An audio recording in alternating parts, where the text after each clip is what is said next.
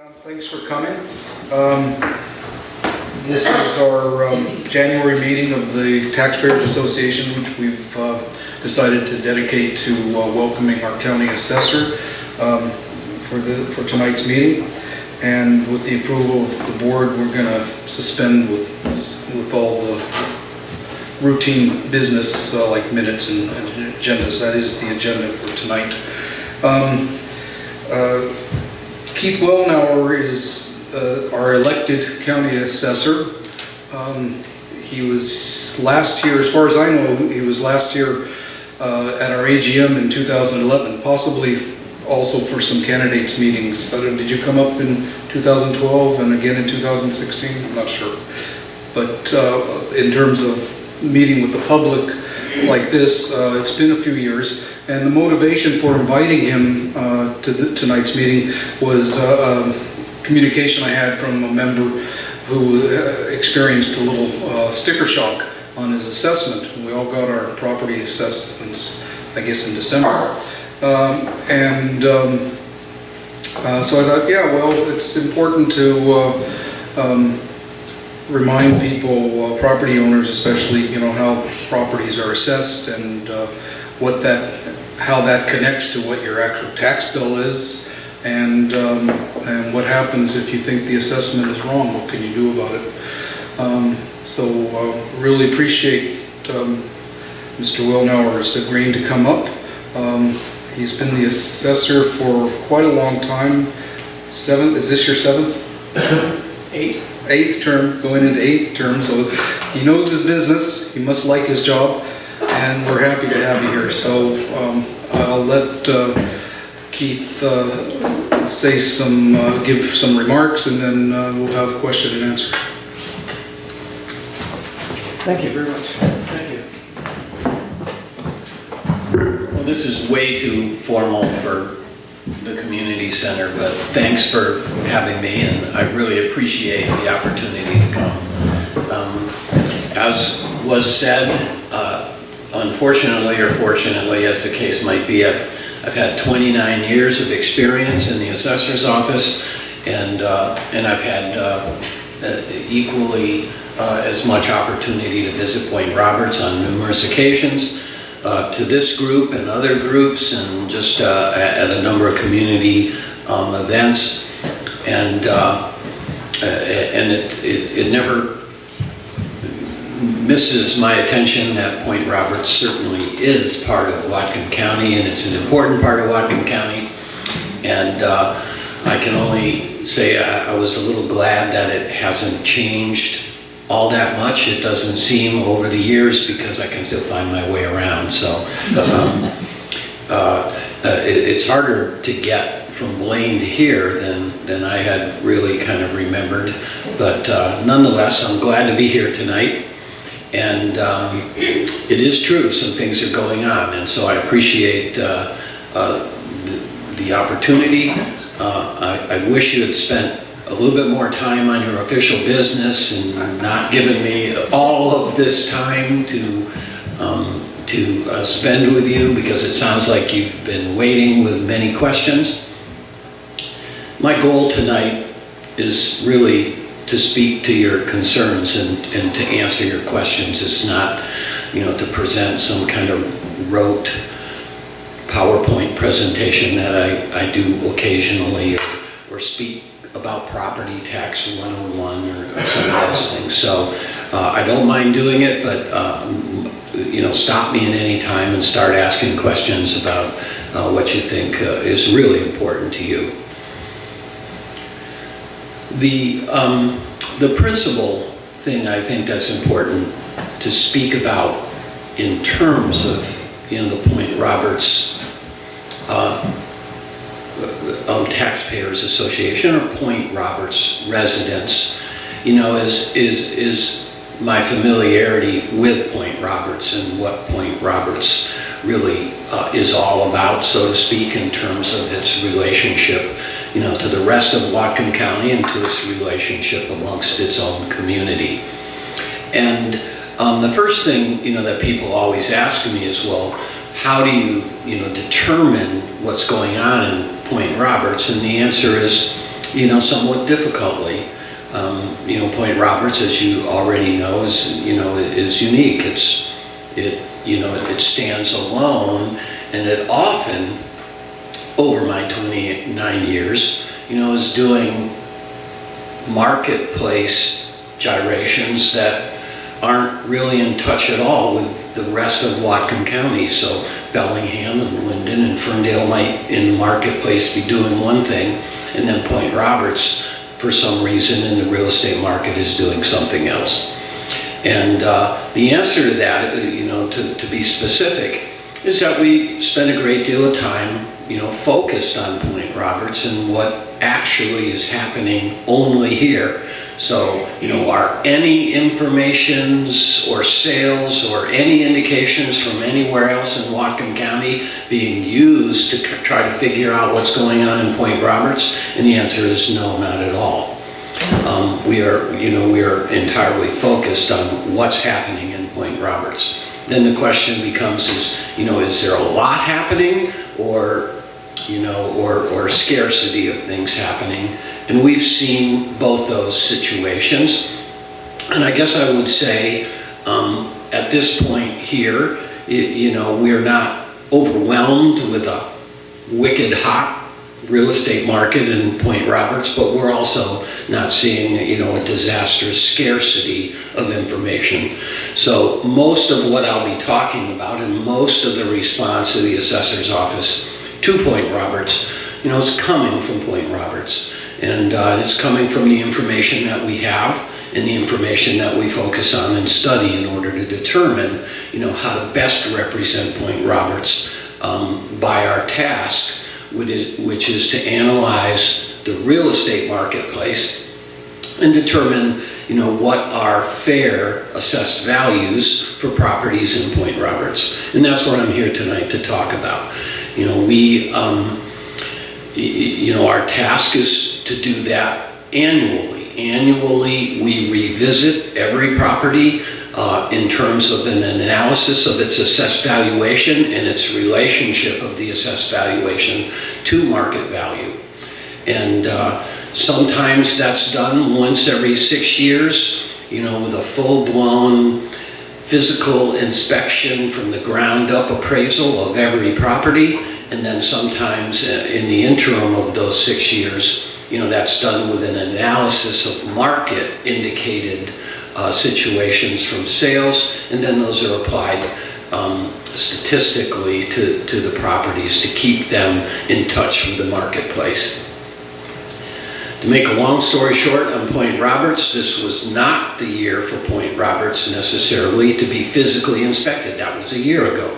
So our relationship to physical inspection of Point Roberts, is already a year old, and some of the changes you're seeing then are the result primarily of market review and market analysis relative to assessed values in an effort to keep up with the marketplace wherever it's going. And that's a fairly complicated endeavor, but to make a long story short, we're just simply looking at the most recent sales of properties, and we're analyzing the characteristics of those properties, and we're trying to draw an inference from what the market is telling us now, relative to those same characteristics on comparable properties, and drive those results back, into the existing properties that haven't sold. So you can tell that the level of market activity is important, because the more transactions we have, then the more comparisons we can make, and the better we feel about the accuracy. But sometimes that's a double-edged sword, because if we have a lot of transactions, then we feel pretty confident, and we nail it. And then if there's a scarcity of information, then there tends to be a volatility in our perception, and so we sometimes aren't as this is a difficult word, we're not as gung-ho about our real determination of what actually market value is. So it's important to kind of note where you are in that kind of spectrum. And again, I try to put that into perspective. You know, we're not, we're in a marketplace in Point Roberts that is moving at a standard kind of pace. What I've seen kind of normally is, you know, a generally, you know, active but not bad or not hot real estate market. Excuse me. Those sound like great generalizations. I don't know if anybody agrees with me or not. If you read the papers in Whatcom County, most of the information that you get in the paper, of course, is coming from information from the assessor's office anyway. So, you know, we're the repository of all of that information. And so all of the sales, all the transactions, all of that detail, you know, it comes through our offices and isn't analyzed. So the result of this activity of, you know, performing this task, thank you, turns out to be 83,000 revaluation notices that are sent to property owners. Every property that's had a change of any kind, you know, receives a notice from the assessor's office. So many of you may have had those notices and seen what's going on, and I'm prepared, not very well, to answer anybody's specific property indications, but I certainly am prepared to speak generally about the entire process. So, you know, that's why I'm here tonight. I think, first of all, you all know that if you do have concerns or questions about your individual property, our office, you know, currently, and has been for a month, over a month now, entirely focused on answering every situation or concern or question that's raised about individual property values. So the entire office has been focused, you know, on providing that kind of response, you know, to concerns. So that doesn't mean that ends. You're welcome to call the office at any time or speak to us at any time about those concerns, but we certainly focus on the time immediately after we've mailed out, you know, all those revaluation notices. So our staff is entirely focused on that result. And then we go through the process of determining whether or not we've made a mistake. So that's generally where we start. Yes? So what about properties that need repair and so on? Often these properties are owned by people who aren't very high income. They haven't been fixed up to sell. I assume the houses that go on the market generally get fixed up a bit to sell, so they're probably in better condition. I know a couple houses that need new roofs and that, and obviously a tarps on the roofs and so on, and they got significant raises. So how much of the evaluation has to do with the condition of properties?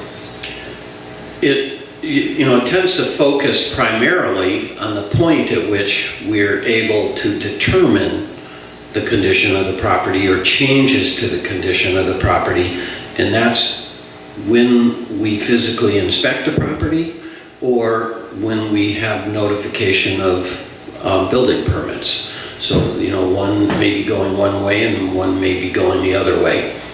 But it is true that, you know, properties change conditions, and they change conditions in some cases, you know, rapidly.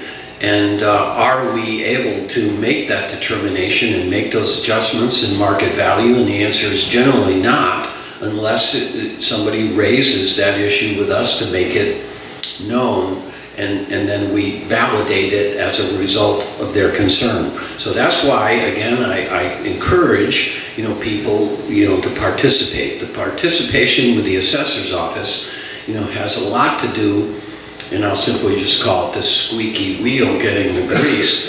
You know, we just have to operate that way. There's no way we can comprehensively keep up with, an ever fluid changing relationship in the marketplace because of the conditions of properties.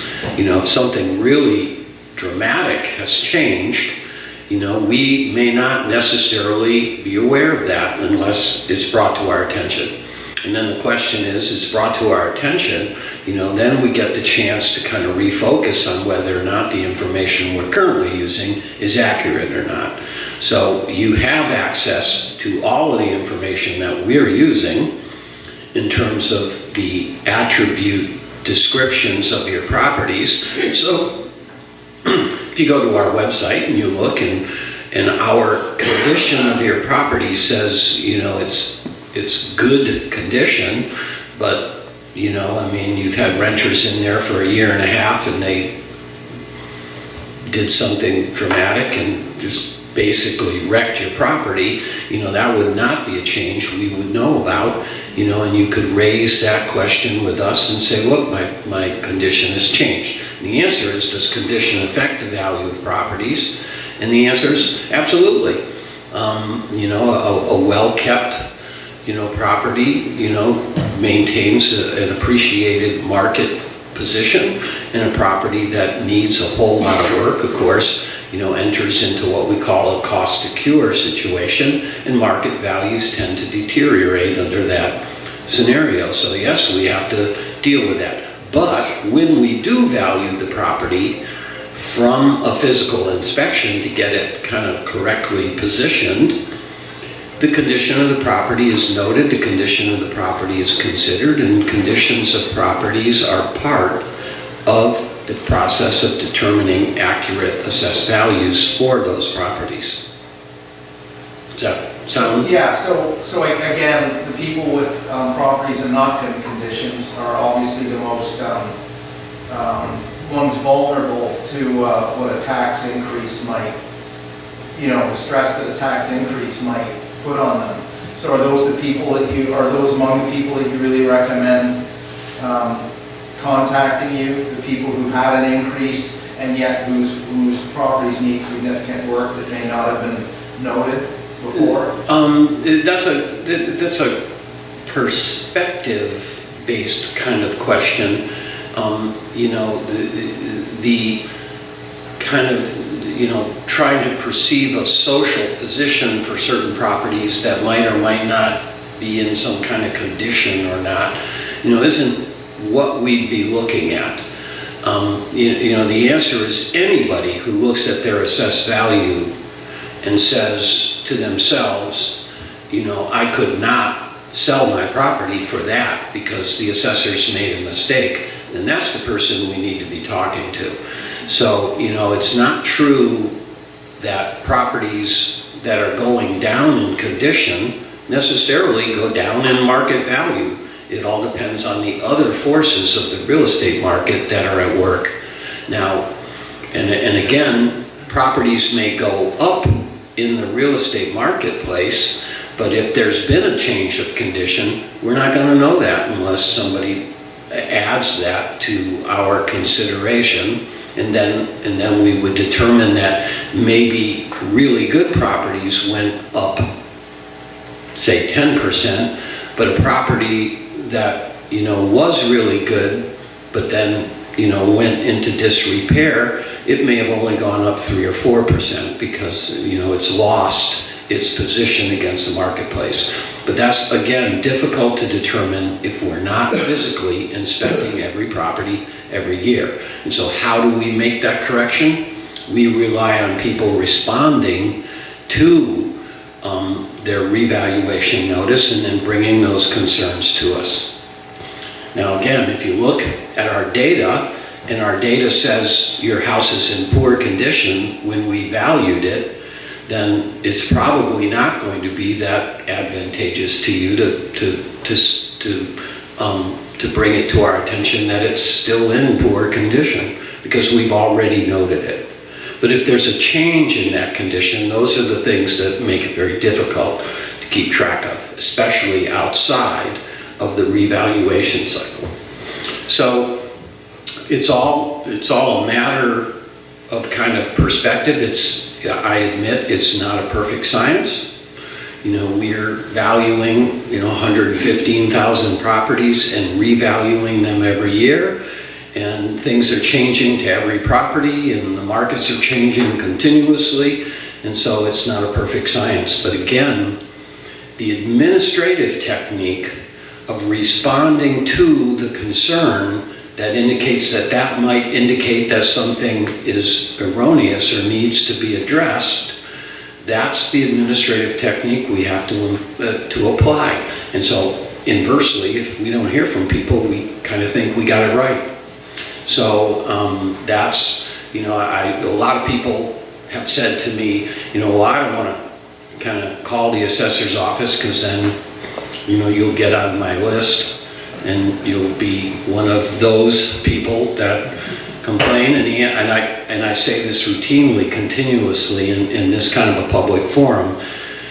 We rely on you to contact us if there is a need to reevaluate and question what it is the assessor's office is doing, because that's literally kind of the way we smooth out the rough edges, so to speak. And it's part of the administrative technique. So it's not at all something we take issue with.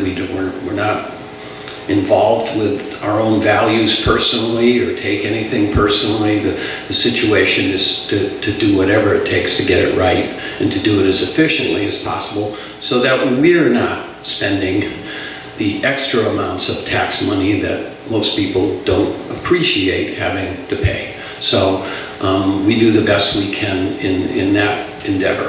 When is the cutoff date that people have to request a revaluation by? Well, the first cutoff date was January 2nd, so it's just gone by. And then the next cutoff date is April 30th. So, people, and I always say this, the present is the best time to make any concern, because we may not, have the ability to say, go backwards and take care of an historical problem. But our biggest concern is not to continue or to remake the same problem again, because we're doing this process continuously. So, yes. I noticed that an adjacent property that is landscaped, it's deeded separately from my house, that appraisal actually went down a bit, but not down to as low as what one of the lots recently sold for. So that's just, if you could speak to that. And would you say on average that most people went up about 2%? That's what the house seems to have done.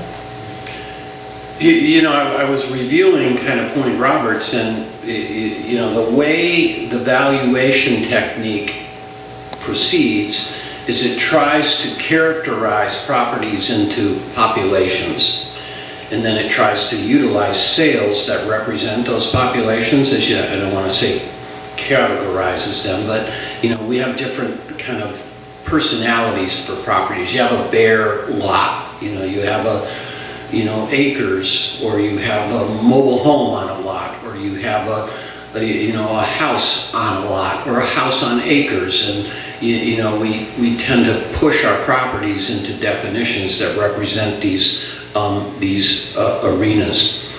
And we had arenas of properties in Point Roberts that actually did go down.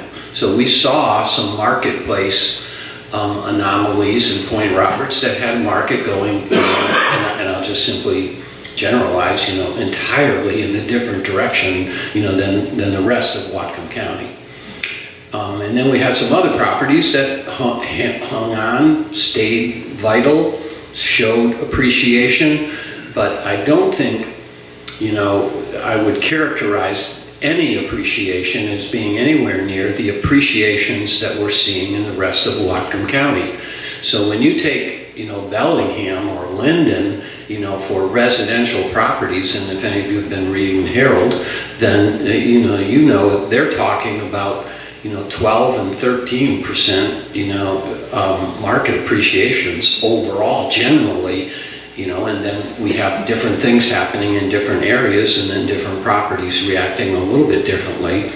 But I would characterize the real estate market in the rest of Whatcom County as not only appreciating, but it's appreciating at an escalating pace. So the year before, those numbers looked more like 8, 9, or 10%. The year before, those looked like 5, 6, 7%. The year before, 4, 5, 6%. So in the last at least 4 or 5 years in the rest of Whatcom County, we've seen a very volatile and highly appreciating real estate market. Now that doesn't send the assessor's office off the deep end, and say, well, that must be the way it is everywhere. That's what I was trying to say. We're not applying that same logic to Point Roberts, but that is what's happening in the rest of Whatcom County. I think I read a story where the real estate market in Bellingham and in the Whatcom County kind of area, so to speak, is one of the hottest real estate markets in the country. And I don't doubt that at all, because my own value certainly didn't stand still. So, I tried to tell my wife that, look, we're getting rich. But she has some concerns about her taxes as well. So, I mean, as do I. But anyways, within that situation. Now, in particular situations, it starts to become a little bit harder to kind of focus on exactly what's happening, because certain things can happen differently to different properties, and people look, just at one variable, the change, and it also presupposes in some cases that, the value that was there last year was correct.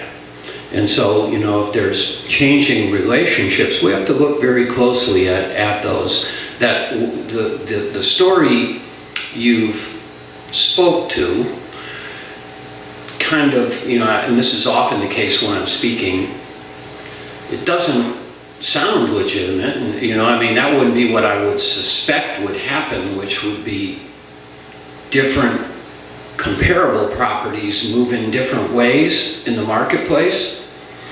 But it can happen. First of all, we know that some properties have building permits, and we're going out to every property that has a building permit every year, and we're making changes to that property. So that property, may have had something we didn't know, and then if it's going the other direction, that might have been something that they raised to us as a problem that maybe not many other people know about the property. And it's been something that we've had to adjust the value of that property in a way that means it changes its relationship, to the other comparable properties. So the case I point out there is, we often hear somebody say, look, my basement, sprung a leak, and, it's awful, and my foundation is in trouble, and I've got to fix my foundation. And, of course, nobody is announcing that to everybody, but if they want us to know about it, then that's something that you might see us, make a fairly dramatic adjustment on, because you've got a problem, and there are, of course, a host of other problems that properties can have that people bring to our attention. And then we have people who haven't spoke to us, and then we think their property is fine and it's the same as it was last time, and so that those properties move kind of just generally the way the market does. So that's generally the things that often represent anomalies between comparable properties. Something's happening either uniquely or there's been additions because of new construction. And that's why I have a hard time kind of speaking to the value of any particular property at this point, so I don't have all the detail, but that is something we would look at. So, if people raise those questions to us, I kind of say this routinely, is that most people, when they look at our website, they're looking at their neighbors' properties. and because they're looking for, an anomaly that, doesn't represent them or that they think their neighbors are getting away with. And so, we often are looking at properties that aren't necessarily the properties that are owned by the person who's calling.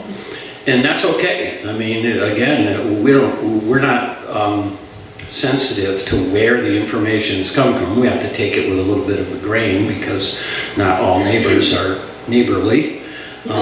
I know they are at Point Roberts. But again, it's all about, focusing on the information that people raise to a new level with us. And if they raise it and they have a question about one property and its comparison to another property, it's our job to answer to that and to answer to that as eloquently as we can. Yes? How does wetlands affect property values? Because you can't do anything without the wetlands. It's a loaded question. No, it doesn't help the value of properties, unless, of course, you're a duck hunter. Then that might be something you were looking for. No, typically, we're quite aware. Now, wetlands are an issue. Wetlands have been an issue for 30 years, and they keep rising to higher levels of issue as they keep regulating more and more strictly about wetlands, and we've been familiar with that. So it's not often we're surprised by a wetlands issue. Then the question really becomes, have we done the correct amount of judgment associated with it and taken it into account? And, that raises a really difficult question because, most property has some wetland, or a wet backyard or something. We have 5 acres, and I would say approximately half of that is wetlands. And here, sorry, again, I don't mean to address your particular situation, but this is a difficult question. This in assessor's parlance speaks to something we need to deal with, which is highest and best use. And the law requires the assessor's office to value property at its highest and best use.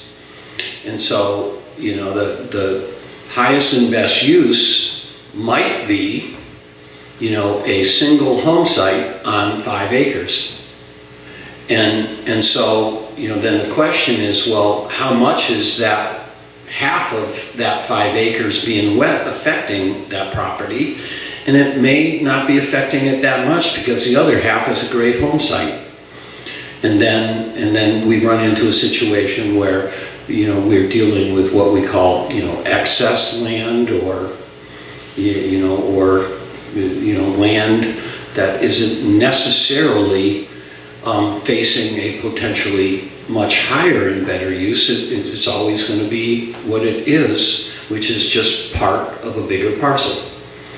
So, and then you have the situation where you might have 1 acre of land and it's entirely wet and it has no ability to be a home site. Well, now that's really affecting that property. So that 1 acre is being affected much more than the 2.5 acres on the other 5 acre piece. So it's a tough call. We have to take that into account. The question we normally get is, are wetlands considered? The answer is absolutely. Every appraiser I have out here who's looking at your property is, amongst other very important things, is making some determination in their mind about the presence and the effect of wetlands on the value of that property, because we know that those things occur. And then the question is, well, did we make the right call? Well, if we're here in August, there's not a lot of wetlands going on, but if we were back here in November, then it's a whole different story. And then the question is, did we get it right? Because we have enough experience with Whatcom County to know the difference. But we have a lot of marginal wetland property, that, when the owner talks to us, it sounds like it's submerged, and then when they want to sell it or do something to it, then it dries up. These are assessor jokes, I'm sorry. Thanks, I appreciate that.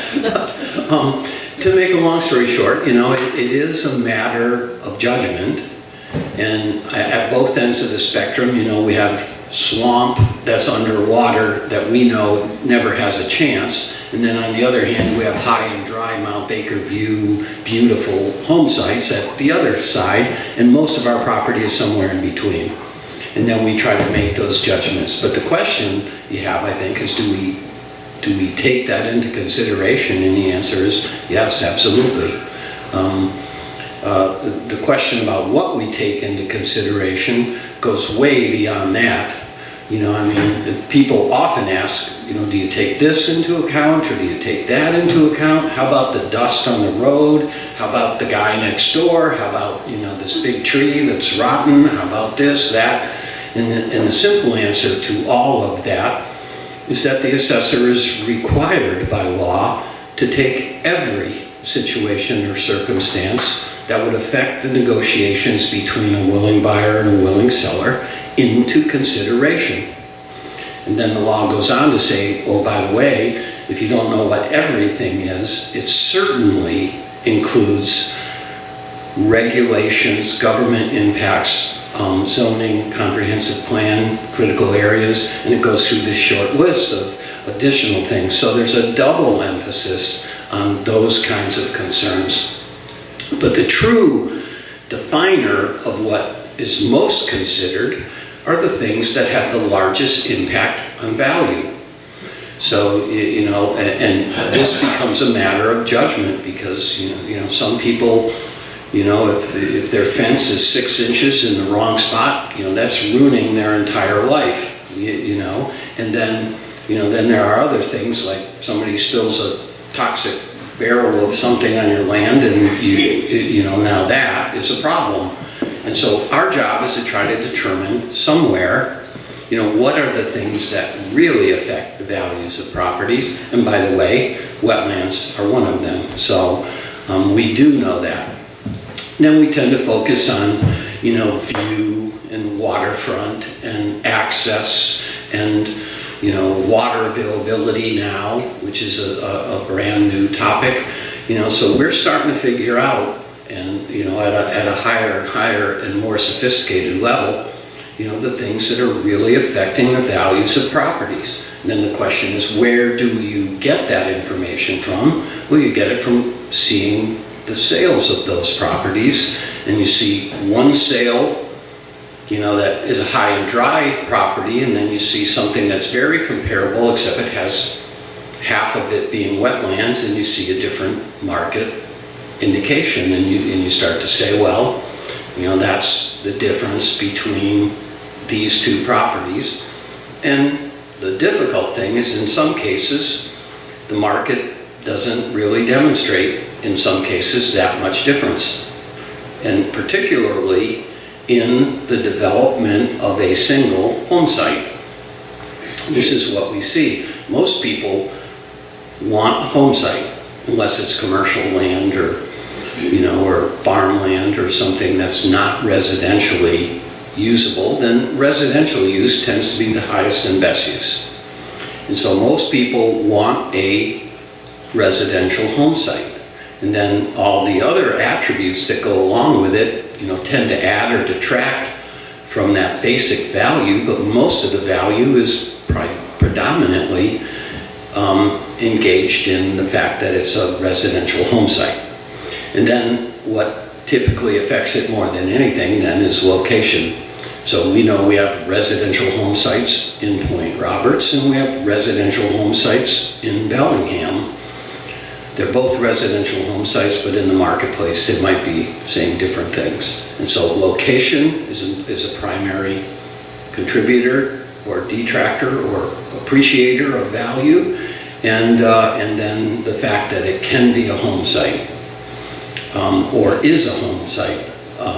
This I'm speaking just about land, but those are the things. Now, is a 5-acre home site more desirable than a 15,000 square foot, postage stamp residential lot?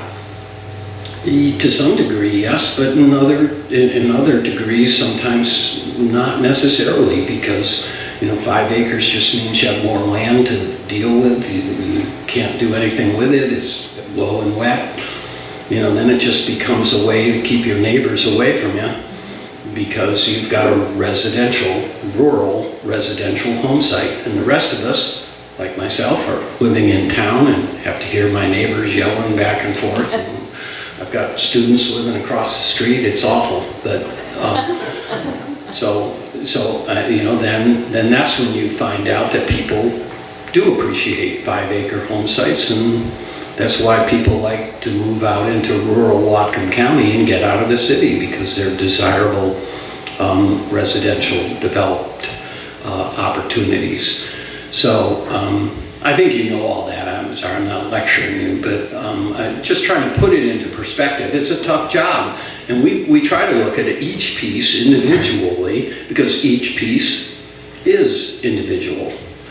But at the same time, they're rarely unique. There's a whole bunch of other properties that have many of the same similarities, and we try to line those up. So it becomes a process of not a full scientific process, but one with a lot of scientific fact and operation behind it. Yes? How much do the neighboring properties factor into the evaluation? If you live next to a house that is a junkyard, basically, and trashed, does that factor into the evaluation? It's not good. But again, those kind of situations can change. They affect the value right now, but then people, this is what we call, people mitigate that in their mind. They can see the fact that, something may change shortly or something. It's not as bad as a lasting, uncontrollable or unrepairable situation with your property. But we do consider that, and that's again, when our appraisers are in the field, that's why they're in the field, is because hopefully they get a look at the neighbor's property and say, this one's right next to that one, and then, we don't necessarily, identify,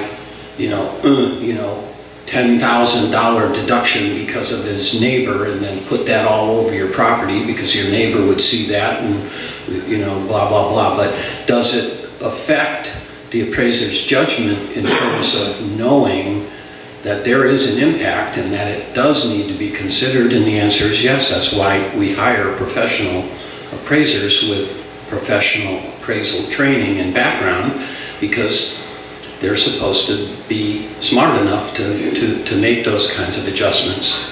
Again, it's not the kind of thing where we use a data-driven variable that says, how are the neighbors, rank them 1 to 5, and then, go through some kind of very scientific process. But again, the answer is we must consider everything that would affect the negotiations. So if somebody were to show up and potentially be looking at buying at your property, and they saw the neighbors next door, that's what we have to represent, because we're going to know that that's going to be an issue.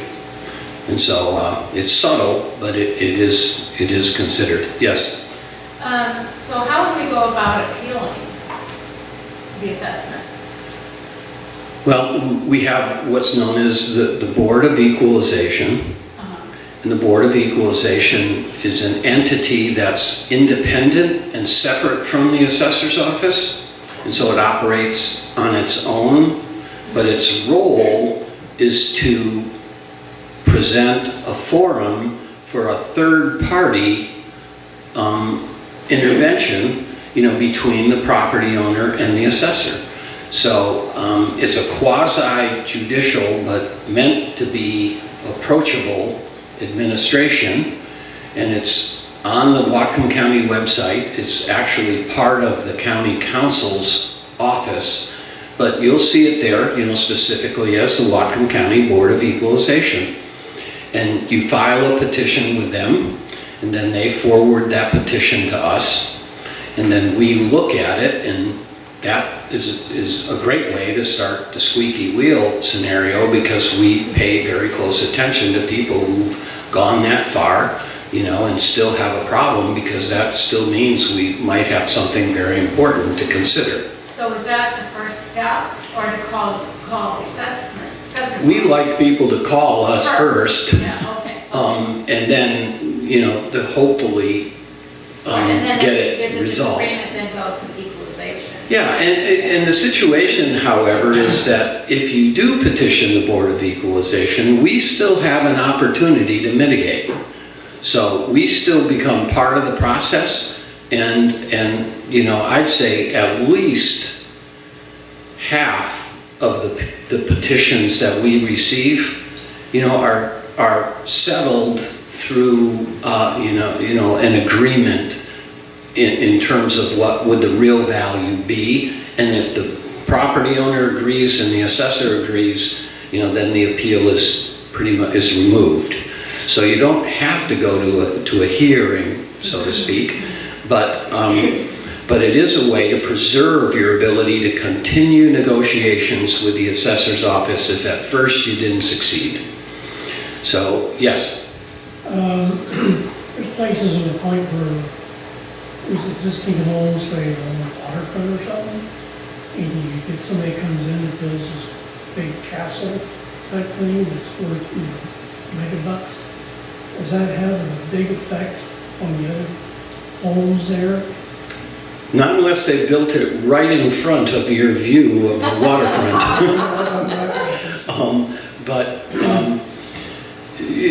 You know, the idea of a neighborhood's personality contributing to the values of properties, you know, that's a commonly held axiom in real estate, and yes, it does. You know, if you're, you know, you're being benefited in the value of your property if you're the lowest property in a neighborhood of much higher kind of valued properties. And inversely, if you are the highest property in that neighborhood, you are inversely being affected by the fact that you're kind of not the neighborhood norm. And so how do those things happen? They happen over long periods of time. You know, so just one big house doesn't affect anything, but if all of a sudden, you know, you've got a neighborhood full of cabins, and everybody starts building, you know, large, really nice homes, and people start looking at your property as being able to live amongst all the other high-valued folks, you know, that can have an impact on the value of your property, and an appreciating impact on the value of your property. So yeah, I almost hate to say that, but in tax terms, that may not be a good consequence, but in just generalized return on your investment, you might really appreciate folks coming in and fixing up the neighborhood and making it a better place, and cleaning up bad properties and putting in everything that makes your neighborhood look a lot more attractable to market participants. Yes? I would like to have you tell us something about the 2018 taxes that we might expect in Whatcom County, but before you do that, I just don't want that to be forgotten about. Okay. I have a question about properties that have mobile homes on them. Has there been some attempt by the assessor's office to compare mobile home properties, say here in Point Roberts, with other regions within Whatcom County?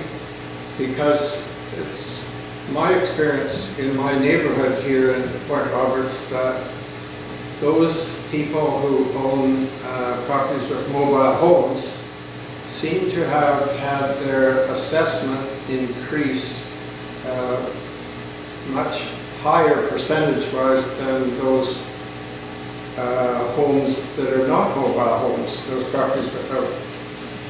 You know, that's a funny market perspective, and the answer to the first part of the question which is, do we ever kind of range outside Point Roberts and look somewhere else for something that might help us analyze the market in Point Roberts? And I think I started off by saying no, absolutely not.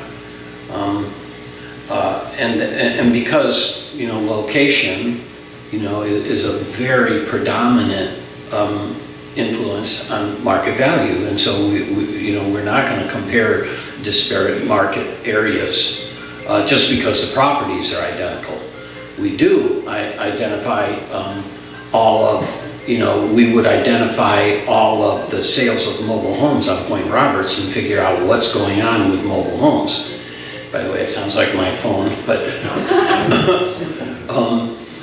the funny thing about the real estate market, and I hear this frequently, you know, is that most people don't believe mobile homes can actually appreciate. And the answer is, you know, in a marketplace, you know, that begins at one point to distance itself from a lot of market participants, and then you have you know, a larger share of market participants looking at more affordable housing, then all of a sudden mobile homes start to make a move because, you know, they represent that point in the marketplace where, you know, there's a demand and people are, you know, willing, you know, to spend X on a mobile home because, you know, that seems more reasonable than Y on a, you know, large beachfront property, you know, and so you see this kind of market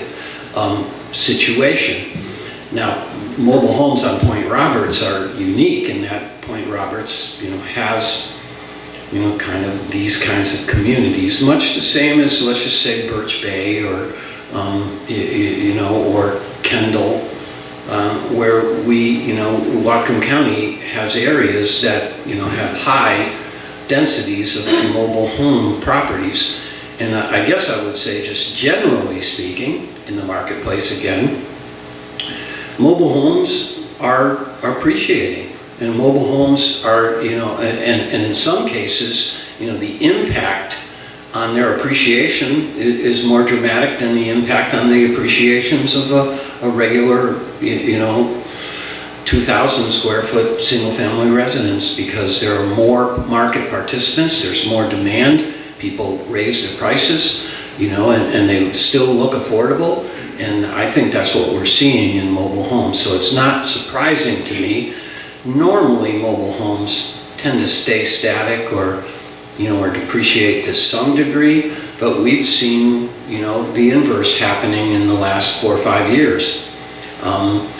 And again, you see that from market activity, and you figure out, yeah, you know, somebody's looking at a property as a second property on the point, and they're looking at a house or a couple of houses, and then they see a couple of double wides, you know, and there's a market disparity in their sale prices, and they see utility, the same utility in a mobile home, you know, and make a decision, you know, at a market point, you know, to say, well, you know, I think I'll save, you know, $100 grand and, you know, buy a double wide because, you know, it's really not that bad and I can fix it up.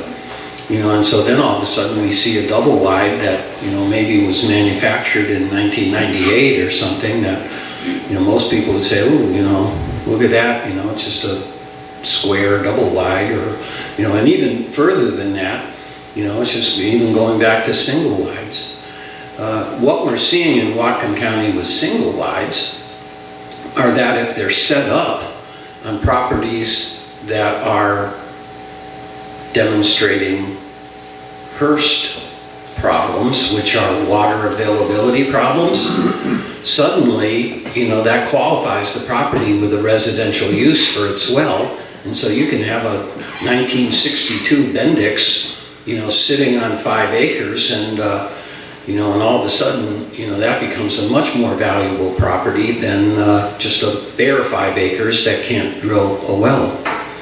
And so, you know, suddenly, you know, we've got to say, well, that must, you know, there must be some value going to the mobile home, you know, and that's a value most people can't kind of wrap their head around. Yes? Do you classify a mobile home different than a manufactured home? And the reason I ask is that we lived in California in a manufactured home. When we tried to sell it, it got classified as a mobile home, and there was a big fight to get it classified as manufactured. The answer is yes, but no. What we find more predominantly in the non-single family residence, in the mobile home arena, if you just allow me to generalize, there's mobile homes, is really how old they are. Because, they've gone through production changes in the engineering and the materials used. And so, a much, like I said, a 1970s single wide, is quite a bit different from a 1990 single wide. And of course, then when you get into double wides, then we're starting to see some pretty dynamic changes. And then we have least but not forgotten park model mobile homes, which are actually travel trailers. But I've seen plenty of them that are better than my house. So I mean, it really is. We pay attention to kind of these definitions because they can affect mortgage lending and they can affect some other things. But the mortgage lending business, if you will, in Washington State and in Whatcom County is pretty much smoothed out most of those differences. So, we do occasionally see an issue. The issues that we see more than anything are when somebody has buried their mobile home in residential construction and they've literally built a home around a mobile home, and then the mortgage lending community wants to still call it a mobile home, and then the owner is upset because they don't want it called a mobile home, but it still really is because the chassis is still in there someplace. And so I don't think necessarily in the marketplace it makes much of a difference though, because people are looking for the utility, the quality, the condition. You're not affected by lending practices anymore. Yes? I was involved in facility type stuff before service, and we had some compounds outside in the woods type stuff, where we had mobile homes that were built in the 60s and 70s. And the regional office engineering section basically did a study in long-term agencies. And basically life expectancy in reality, if the mobile homes kept up, is 15 years. And technically, the mobile homes are built, they're UL listed, because it's the way they're built. And it's like buying appliances, you can't change anything out there without voiding that listing, and then you're going to get in trouble. There's a lot of other things you start doing that. So I can see why the banks won't lend on some of the stuff because of the liability. The life expectancy of a mobile home basically about 15 years, with a house maybe 30 or 40 years or more. But you can rehab a house where a mobile home really can't. And again, I'm not at all trying to present, an argumentative kind of framework, but I mean, we have lots of very viable mobile homes that are older than 15 years, and whole communities of them. And the answer to that is, yeah, they depreciate, but they're still affected by the marketplace, and if they're still being sold, bought and sold in the marketplace, and they still have the utility, then then they hold up. They don't become worthless until they've been totally trashed. Well, there isn't the escalation in value based more so in the market on the land they're sitting on as opposed to? No, in the case of mobile homes, it can be, there is something that we simply call, their in-place characteristics. So this is another point of concern that we speak to often. You have, the mobile homes aren't valued as if, they're on the back of a flatbed truck driving down the highway. They're valued where they are and where they are bought and sold. And so, I don't always have a problem, but try to use an example. We have mobile homes in, say, Lakeway Mobile Estates, which are right across from Fred Meyer's. And it's an old single wide sitting in there, but it gets bought and sold right there, and the amount that people will pay for that sitting right there is X. And whereas, the same mobile home that might be sitting in, Peaceful Valley or someplace, that isn't as desirable a location, sells for Y. And so we try to value the mobile homes in Lakeway Mobile Estates based on what the market is telling us about similar mobile homes. And that doesn't, that creates a problem, because most people, think of mobile homes as they either have to be removed, or they got to be taken away, or they're on a lot someplace and you buy them like a car, and then you got to set them up yourself. Well, when a mobile home isn't set up, it's exempt.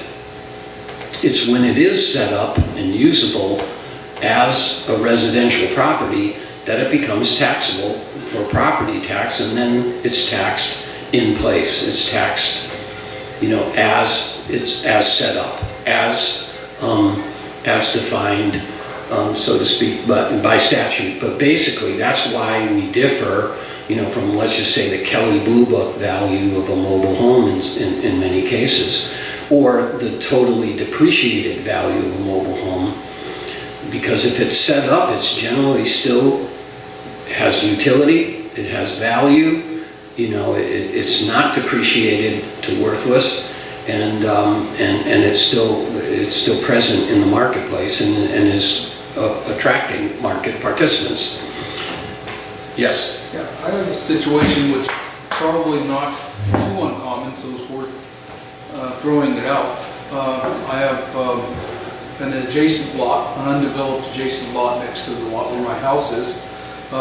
The undeveloped lot is, I think, 60 by 200, so fairly narrow at the road. The lot that my house sits on is irregular shape, but it's considerably bigger, at least 50% bigger, I guess. Over the years, you've tended to assess the vacant lot, which doesn't have an approved septic plan, or a meter, which I think, water meter, which I think costs about $8,000 to bring in these days, at more or less the same value as the lot where my house sits. It hasn't been, at one point it was exactly the same. I sort of questioned that, but didn't seem that significant. And this last year went down just a little bit, but my house went up, so, so it varied. It seemed reasonable, but my question is really this. Well, aside from why a lot without a septic plan and a meter is valued more or less the same as a lot that has a septic and a meter. But the other question, the main question is, if I were to do a lot line adjustment and make it one lot, which is an irreversible decision, which is why I've never done it, what kind of impact would that have, do you think, on the assessment, the total assessment of the two parcels together? If you were to lot line adjust them and then make them inseparable or unsellable individually as potential home sites, it would have a dynamic, dramatic effect on the value of the property. Because again, it's the highest and best use question, which is, what do people want to do with property? They want to develop it for a home site.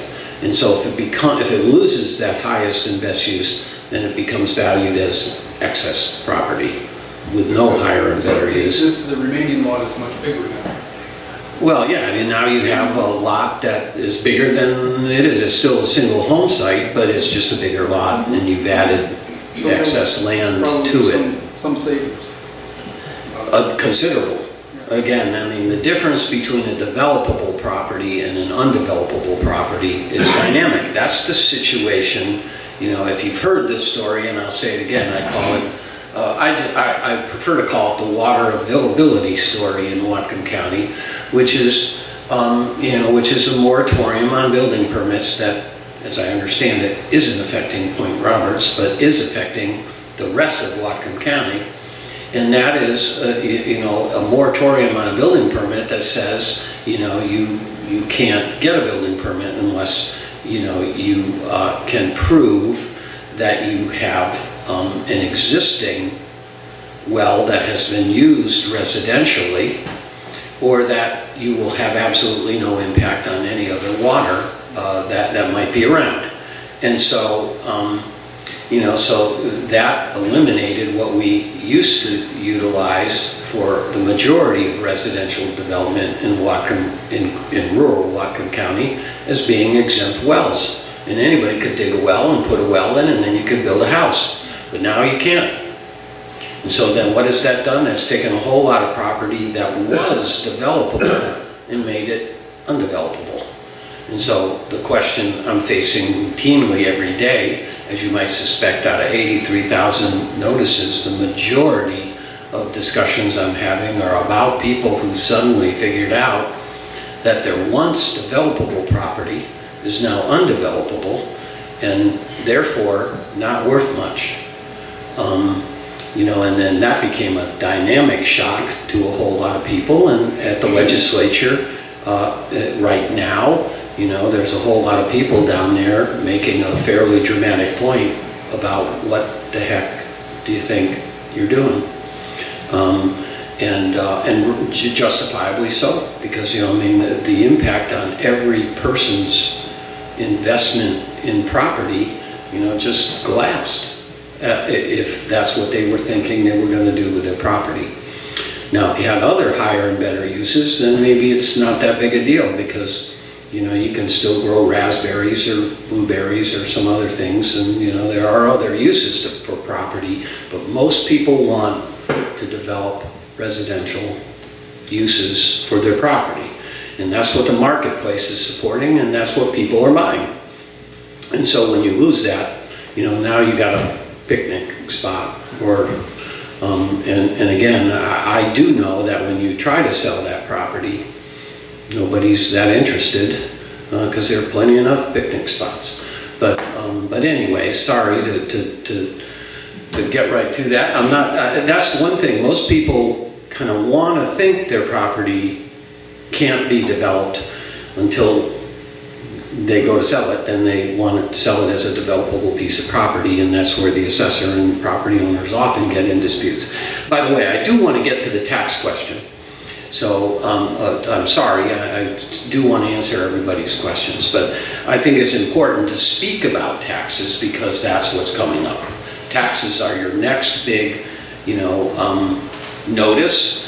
On February 14th, Valentine's Day, you should be getting your tax statement, and your tax statement will be a function of both your assessed value and what your taxing districts have decided that they want to get from you.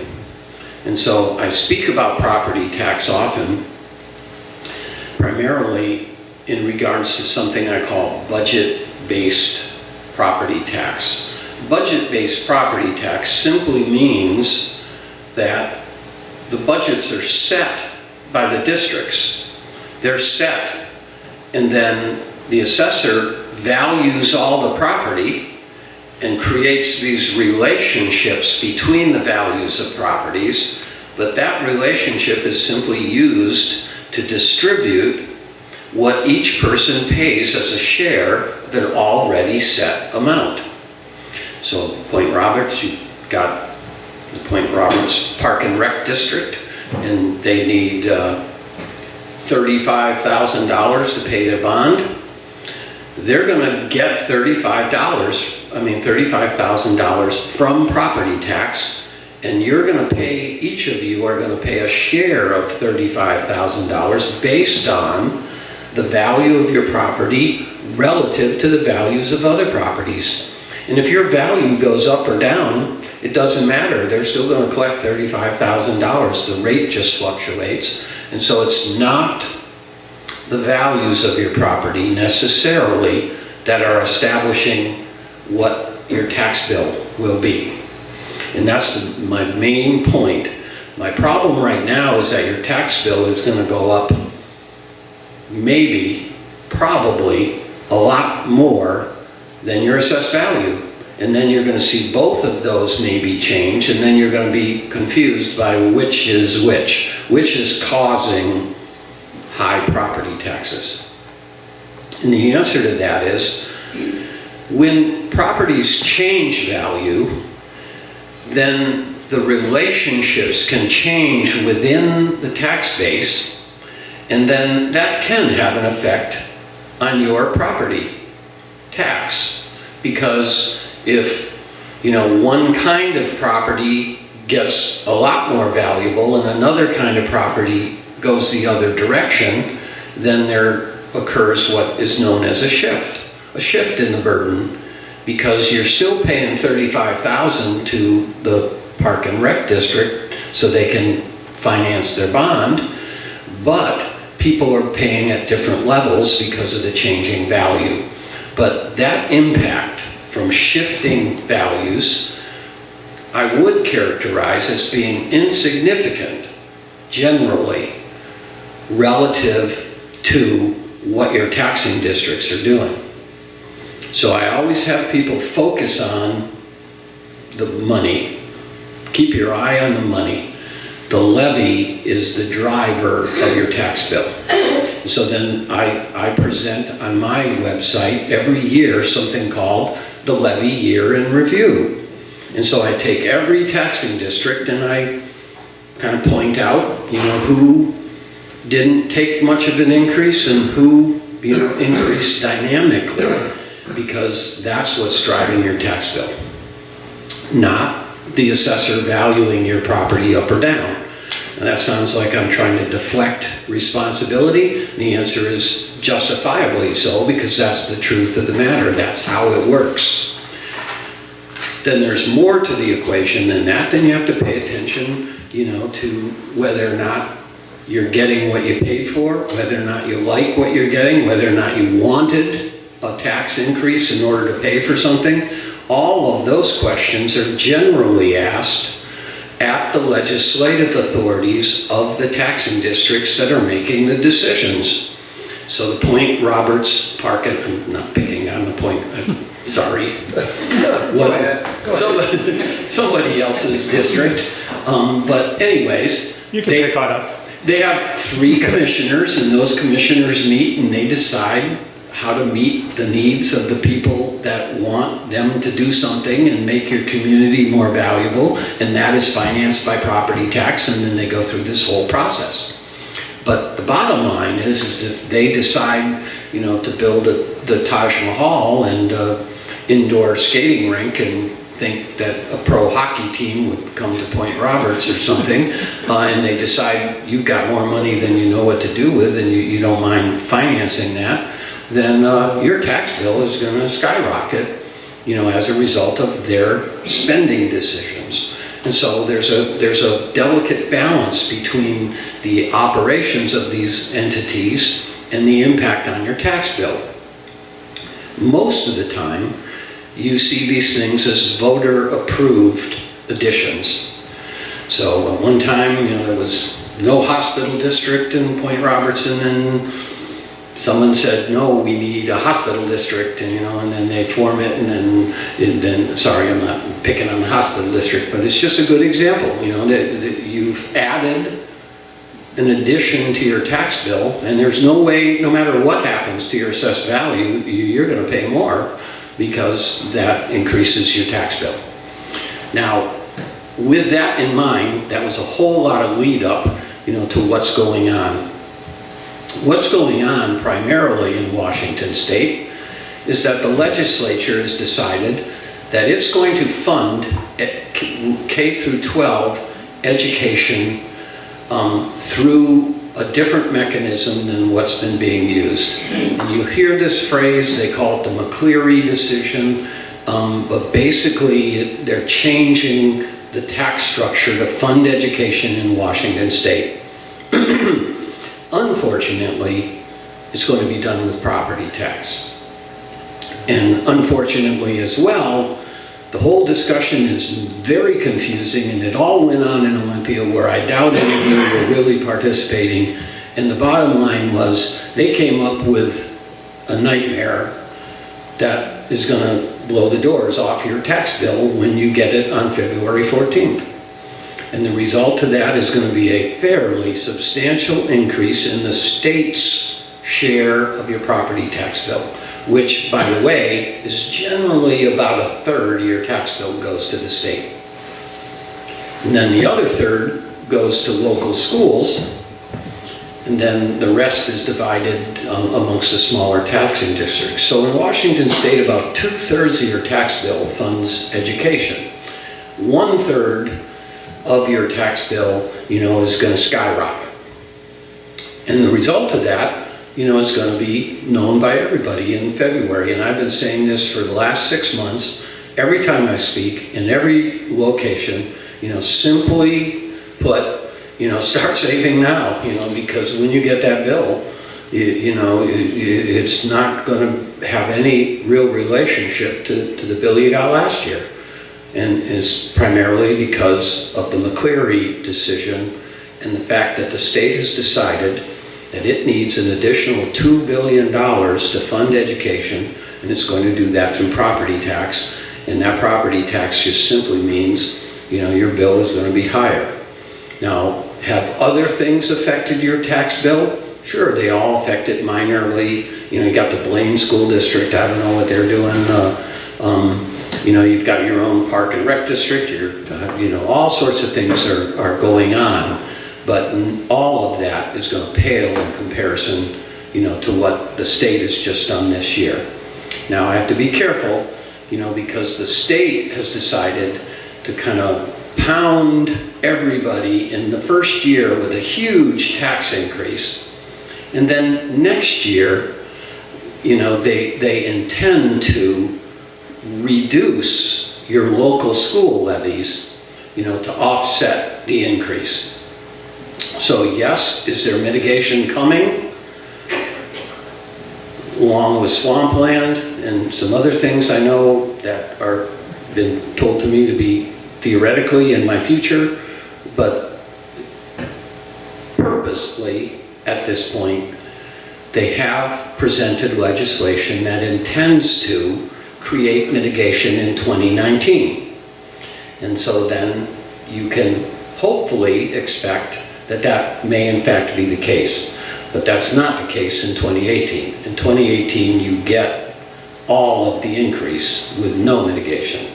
So that's a simplistic answer to the tax question. Then the question is, okay, I hyped it up emotionally, how much is it?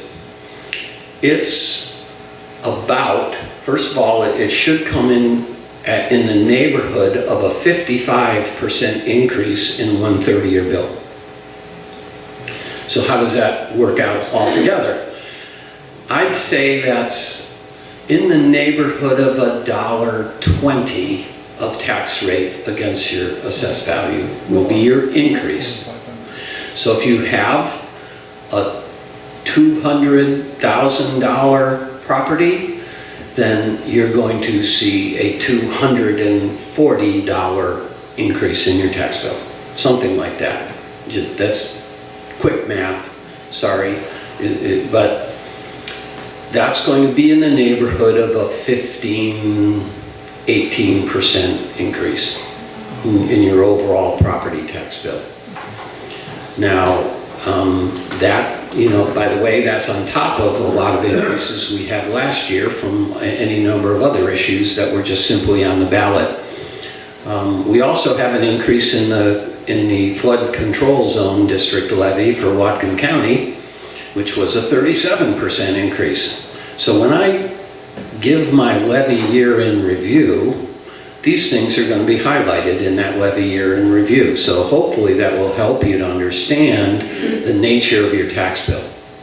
Yes? Have you done that review yet? No, we're just getting ready to certify the roll until the numbers are complete and set, then it becomes an accounting kind of function, and so it won't be just theoretical, it'll be empirical.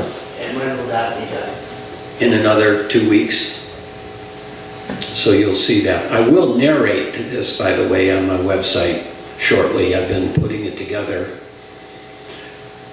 Part of what's going on is the legislature is down there right now.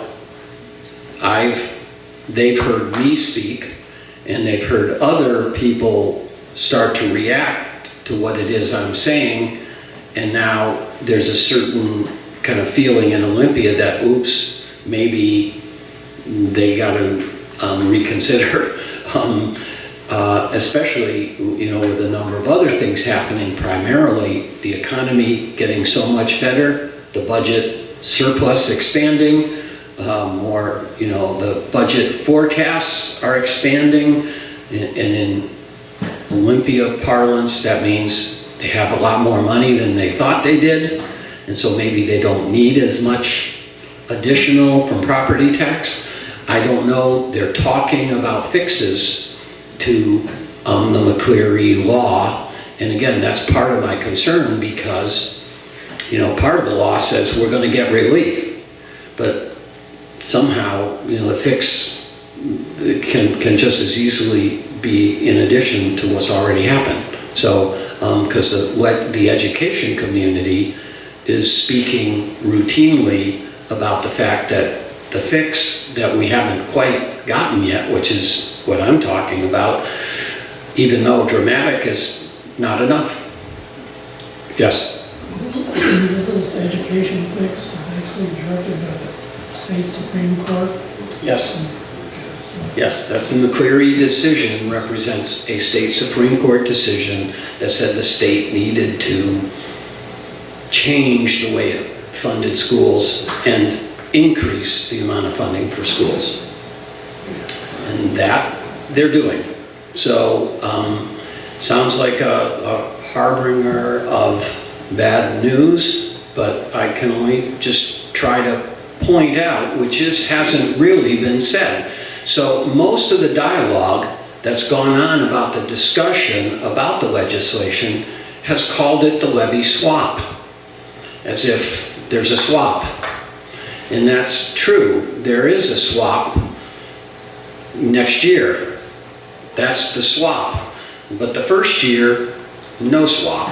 And the first year is all the increase. So again, a little bit of a misnomer about the fix, but nonetheless the results will be the same. I'm pretty sure about the results now because we're finalizing the tax bills and we know what these increases are going to be. And again, they are not increases because anybody's assessed value is increased. They're increases simply because there's just more money going to be collected from property tax. Oh, darn. Yes. How was the education paid for before it was paid for by the property tax? Well, that's a long story. I'll generalize if you'll allow me somewhat. I mean, it started off being funded by this, what we call the state school part of property tax. And then all of a sudden the state school part of property tax started dropping into the state's general fund. And then it kind of somehow was not really still finding its way to the schools once it got into the general fund. And so the schools had to rely more and more on local property tax issues. And they've been expanding ever since, these local voter-approved tax issues. And so the McCleary decision basically said, wait a minute, you can't, you're disparaging the uniformity of education in Washington State based on, the willingness and the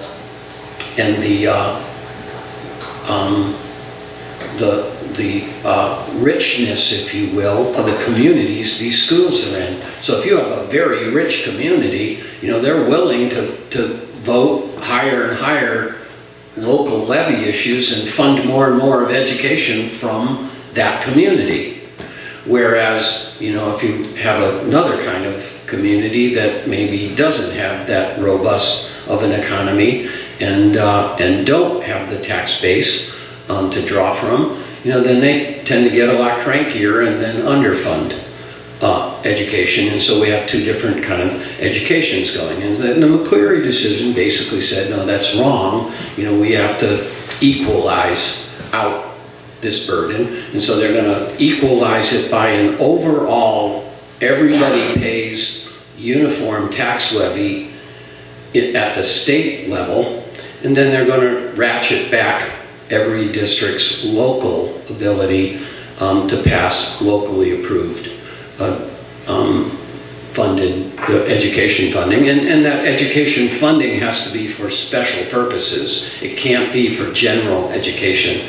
So you won't be able to run your school district's general basic education from monies that you're getting in the local school levy.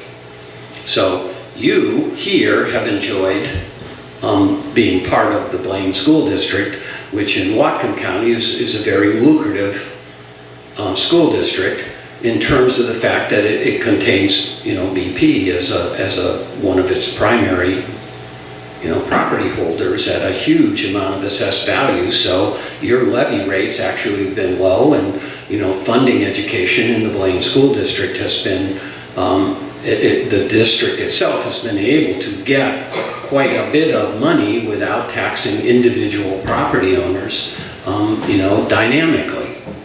Whereas, you know, the flip side, you know, is something, let's just say like the Meridian School District, where their tax base happens to be all farms, very little industry, other than the agricultural industry, you know, not a real urban populated area, no commercial tax base to speak of, and yet they still have to fund, you know, a school system and a school district on their tax base, and so they have a very high levying local school issue, and that's how the state intends to smooth that over. So will it be allocated per pupil? So, for example, a student in Bellevue, the school gets the same amount of money for him as the school in Blaine? Technically, yes. I mean, there are some nuances, and it's like income tax. I'm sure in the end it'll get all distorted again after they start tweaking it around. But that's the attempt. The attempt is to equalize it so that Bellevue doesn't get an advantage, Meridian doesn't get a disadvantage, you know, and everybody somehow gets to an equal place. But meanwhile, the entirety of education funding gets a big boost. So the two of those things are occurring, and the result is they're occurring predominantly within property tax. And so I get to tell everybody the bad news, unless, of course, you really love education and education is really important to you and your community, then you're celebrating. Because, you know, this is it. This is where Washington State intends to make a dramatic impact on the quality of this education. And I can only say, I hope they're successful. I mean, because from what I know about property values in communities, they're supported predominantly by the quality and value of their education. Yes? Is this also businesses being affected by this increase as well? Yes. Okay, so is everybody? Yeah, you know, it's kind of funny. One sector of commercial properties, we didn't find, you know, quite as affected by the tax increase, but affected by assessed value changes. The market changes, let's just say, to office properties, you know, didn't seem to be affected in the marketplace, let's just say, as much as apartments or light impact industrial, like Bakerview area, those kinds of light impact industrial properties. That's just a really hot market. But, you know, for some reason the office marketplace didn't demonstrate quite as dramatic. So there's a case where shifting is occurring.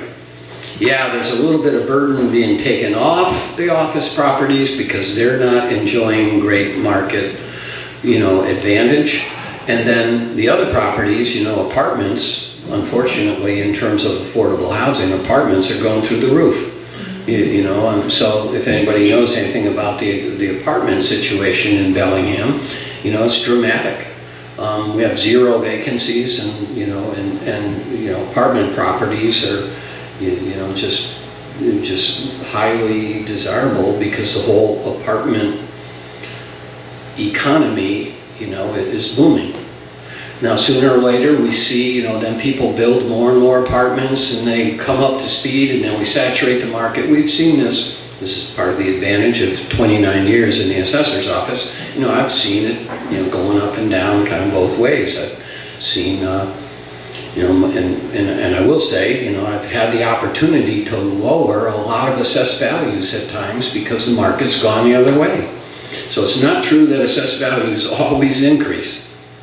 But I have seen the market fluctuate, and right now we're in a situation. Yeah, probably taxes don't somehow seem to decrease no matter what. But it was much more difficult for me to explain increasing property taxes when assessed values were decreasing. Because people just, then they get it. Then they figure out, well, wait a minute, that new high school I voted for in the Bellingham School District is costing me, even though my value went down. Look at my tax bill skyrocketed. You're funding a new high school, a 3rd high school in Bellingham. A good example, I guess, but there are plenty of others just like that. But that's the point I have to make to people, because people, they don't leave their check in the ballot box. They don't get it. They don't know. There's 2 things going on. There's people voting and participating in the legislative process, and then a year later you get the bill and you find out what is happening. And unfortunately, I'm the messenger, and I'm here in a capacity to try to explain that connection, that cause and effect, in a way that hopefully has more and more citizens participating in a more meaningful way. Now, I'm not saying everybody should be against all property tax. Like I said, much of property tax funds directly the things that we use in our community and the things that we value in our community. And that's one of the good things about property tax, is generally speaking, the money doesn't leave here, stays right here. So when you pay the Point Roberts Hospital District, that money is staying right here. It comes from here and stays right here, and then you get to see and participate in its return on the quality of your community. And that's a very good thing. It's much better than most of the other taxes we pay. So most of the other taxes we pay, you pay sales tax a little bit at a time, all the time. You pay god-awful amounts to sales tax. It's hard for you to figure out where that's going, or if it's coming back to you. And I hear this from Point Roberts kind of routinely, which is, it seems to kind of deviate in its ability to kind of get back to Point Roberts. And I can appreciate that, because you don't have any control over it. You're not really seeing who's accountable or how the decisions are being made. But in property tax, when those Point Roberts Park and Rec commissioners meet, they sit in a room just like this, and you can show up and talk to them, and you can say, nah, I don't think we need, the indoor ice arena. Or you can say, we absolutely do, let's make that happen. And if those are the things that are valuable to you, then that's the beauty of property tax. They make those things as a return to your community. And again, the values of your property are supported by the value of your community. So it's a win-win situation. I can only show you a few communities around the country where they don't have quality communities, and I can guarantee you can buy all sorts of property there and it's worthless, because nobody wants to be there. But when you do have a good community, then it supports the properties and their values within that community, and so it's a give and take. a quid pro quo kind of arrangement. And again, God, it sounds like I'm a property tax advocate, but you know, that's why the integrity of property tax is so important to me personally and professionally, because it has so many appreciative qualities, and I'd hate to see it, you know, get kind of crumbled or frayed or lose its integrity or get questioned in terms of whether it's still doing the job. Yes? You know, people are generally happy when they see their property values go up.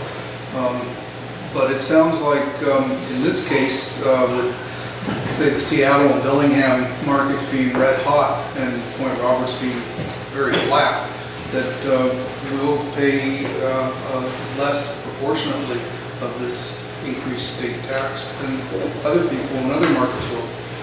Do I have my Yeah, it's gone. I always say this, property tax somehow always ends up with winners and losers. But generally speaking, you know, it goes both ways. And I've seen, you know, the rest of Whatcom County going south and Point Roberts, you know, being the hottest thing going. Yeah, and in that regard, you know, you got the payback was, you know, was equal. So yes, but it is true, a shifting tax base does affect the amount of burden that you have. The way I look at those shifting burdens is much more pronounced when I see property leaving the tax base. So exemptions are very critical to me because, like I said, for every property that gets an exemption, they don't collect less money, they just have everybody else pay. So if you're doing stuff to your tax base that is affecting dynamically the distribution of value, then I get really concerned. So if you've heard me speak about the rhetoric I've been hearing about whether or not you know, a Cherry Point ought to be viable, or should we make a game reserve out of it and let's close down the refineries, or, you know, talk like that, you know, I have to just sit up straight and say, now just hold it a doggone second. You know, like I said, BP, you know, is almost 30% of the Blaine School District's tax base. You know, you lose that, and, you know, there is something going to happen in your community. You know, the question is, you know, I mean, are you going to expect everybody else to take up that share? You know, I don't know. No one's having that discussion. It's all theoretical. But the point, you know, I'm trying to make is that, you know, let's not lose our minds in terms of protecting the health of our community and our tax base. Yes? No, I don't disagree with what you say. In fact, I'm a big fan of property taxes, generally speaking, but one of the things that's kind of disturbing is that in the long run, they're regressive. And a greater proportion of income is paid by the lower income groups than the wealthier people. And yet, all of the people at the mid-levels and bottom levels constantly vote against every effort to get progressive graduated income tax in Washington State. And so what happens is we have to keep increasing these property taxes and sales taxes and the nuisance taxes and gasoline and alcohol and tobacco in order to cover the fact that we don't have a progressive tax code in the state. Now, that's just a civil political point that I wanted to make. Okay, you're deep in tax policy debate, and I encourage that debate. You know, I am somehow, though, entirely focused on property tax because that's my deal. It's not all taxes, but your legislature is immersed in tax policy discussion, and property tax is a part of that discussion, and it has a place in the discussion. But in what you say, I hear this frequently. I've been engaged in the discussion about income tax for some time, as long as it's been part of the tax policy discussion, and it has been for some time. Property tax is not regressive. As a matter of fact, property tax is absolutely progressive, because there are no breaks for the wealthy. So the more valuable your property is, the more tax you pay. It's as simple as that. Now, sales tax, however, is decidedly regressive, and in fact, dynamically regressive. And the more we rely on sales tax, then the more regressive our overall tax structure is. But I spent, a professional career making sure that the rich don't get a break. As much as, some people would think, well, aren't they funding, those 8 campaigns you had? And the answer is every time I ran for office, nobody funded anything. So, I wouldn't want it that way because there are no politics in property tax. There's no room for politics in property tax. There's only common sense and representing the taxpayers. And I've had just as many progressive taxpayers who, hate paying property taxes. I've had rich people, Republicans, who hate paying property tax. So in a sense, it equalizes the ground. There is in property tax some advantage to the lower incomed and the disadvantaged property owner. So in Washington State, we have a senior citizen exemption and a disabled individual exemption.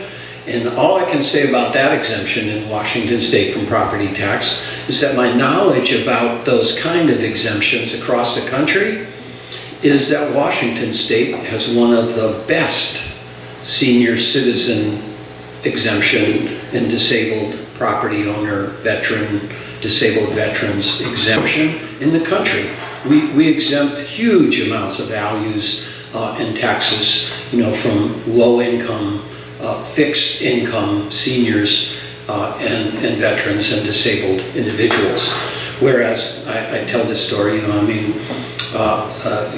my parents lived in Massachusetts, and so I was quite familiar with what they paid for property tax in Massachusetts. And they got a break in Massachusetts, but it was, they got, $10 off their tax bill or something. It was almost ridiculous. I don't know why every senior in the country isn't flocking to Washington State to take advantage of our exemptions. So there you see that answers what potentially could have been a regressive nature to our tax, property tax, but it's the inverse. There's a dynamic advantage to senior citizens and low-income individuals.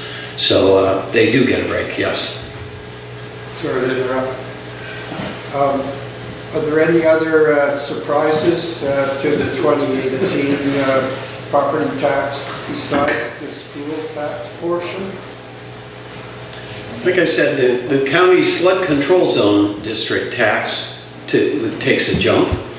I'm not really sure how, for you guys, the Blaine School District is doing. I should have looked a little closer at that.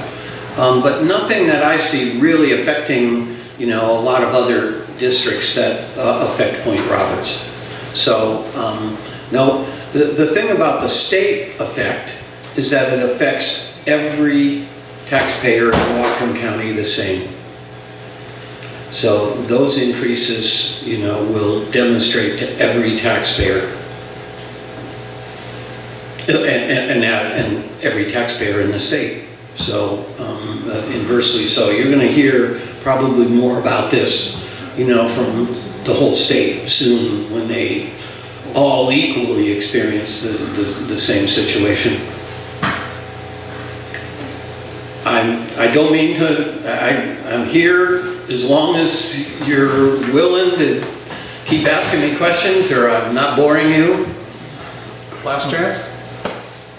Okay. Yes? I think it was alluded to a while ago regarding the rest of Whatcom County, and I guess there's a moratorium on building due to water limitations. I'm not familiar with that, so could you say something about that? Yeah, we became special, Whatcom County did, because we had a Supreme Court case regarding water in Whatcom County. And the result of that decision was that Whatcom County could no longer allow exempt wells to be dug to answer water availability as a requirement on a building permit. And so now I always say this, while there's a little bit to it, you can, if you could prove that you did not affect one molecule of water for any other user of the groundwater, then you could dig a well. Except no one's been able to do that, and they don't even know what that means. But there was theoretically an exemption that would allow you to mitigate, this restriction. And then the other restriction that they've allowed, of course, is you can catch water in water catchment systems, but you can't take water from the ground, from a well. Now, unless, of course, you're in a water district or a water association, or you have an existing residential use for a well, those were all grandfathered in. But they just would not allow any additional wells to be dug or used. And so all of a sudden, everybody woke up on October 23rd, and the county council passed a moratorium on building permits, and they would not allow any building permits on any property, that couldn't meet those expectations. And so the result, again, was, as you might suspect, there are large parts of rural Whatcom County that are not in a water association, that aren't serviced by an existing well, and are simply ready or in the process of being converted to residential rural home site use. And now they can't. And that was shocking. Now, in terms of shocking, I identified 1,100 properties that were dynamically affected, and they lost in the neighborhood of $43 million of value. Not huge in the case that, a taxpayer like BP, is assessed at $1 billion. Now that's a lot of assessed value, but 43 million is a lot of money if you happen to own one of those properties, and that's kind of the key here, is that a whole lot of people, suddenly woke up to a new situation. And that situation had to be addressed by the assessor's office, because I had to, affect their assessed values to represent that change. So I had to sweep through Whatcom County and find every one of those properties and try to determine, what your property is worth now. Of course, many of them didn't want to know. Many of them don't even believe it happened. And many of them are still thinking that somebody's going to wake up and kind of create a real common sense approach to whatever the heck just happened. And they're down there in Olympia right now working on it. So, yes? Oh, sorry, I thought you were motioning. Yes? Does that affect Point Roberts, or does it exclude? It does exclude Point Roberts. First of all, you're in a water district. And second of all, you're not in what they call WIRA 1, which is the Greater Nooksack Drainage Basin. And so, Lummi Island and Point Roberts are excluded. And so is Eliza Island, and so are parts of, the very south of Whatcom County by Lake Samish, because they drain south. But anyways, we're all affected, because that precedent now is going to take precedent statewide, and so the rest of the state is starting to wake up, to the idea that, this is coming to a theater near them shortly, and that's the way things happen. we've set a precedent, and Skagit County had already been involved in something like this, and so had Kittitas. But eventually, most of the Puget Sound counties are all going to be subject to this same kind of moratorium. So that's why the legislature is being encouraged by me, and I hope, and all of the 1,100 property owners in Whatcom County, not to mention anybody else who really cares. The legislature is being encouraged, to fix it, to do something. This is nuclear in terms of its impact on our community. And not to mention, it has some pretty dynamic impact on the tax base. Now, the point I made publicly was that here's a case, where a whole bunch of properties lost all their value.